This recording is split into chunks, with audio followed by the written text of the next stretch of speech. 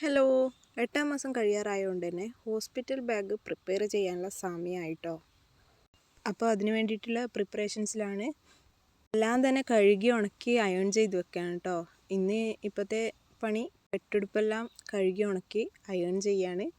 Baby വരുന്നതിന് മുമ്പേ baby product വാങ്ങി വെക്കരുത് എന്നൊക്കെ പറയുന്നവരുണ്ട്. പക്ഷേ ആ സമയത്ത് നെട്ടോട്ട് ഓടുന്നതിനേക്കാൾ നല്ലത് ഇങ്ങനെ നേരത്തെ വാങ്ങി വെക്കുന്നതാണ്. അതാകുമ്പോൾ നമുക്ക് കഴുകി ഉണക്കിയെടുത്ത് അയണൊക്കെ ചെയ്ത് കൊണ്ടുപോകാമല്ലോ. ഞാൻ 4-5 കെട്ടുടുപ്പാണ് ഞാൻ വാങ്ങിയിട്ടുള്ളത്.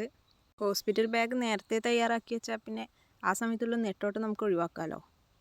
സോ എന്നെപ്പോലെ ഹോസ്പിറ്റൽ ബാഗ് പ്രിപ്പറേഷൻ ചെയ്തുകൊണ്ടിരിക്കുന്നവരൊന്ന് കമൻറ്റ് ചെയ്യണേ.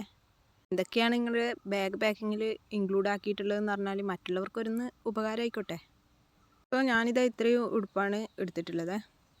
ഉടുപ്പ് മാത്രമല്ല, ഹോസ്പിറ്റലിലേക്ക് കൊണ്ടുപോകുന്ന എല്ലാം കഴുകി വൃത്തിയാക്കി കൊണ്ടുപോകുന്നതാണ് ബെസ്റ്റ്. അപ്പോൾ ഞാൻ ഇതൊക്കെയും കൂടി ഇങ്ങനെ കഴുകി ഉണക്കി ഇസ്തിരിയിട്ട് വെക്കുകയാണേ.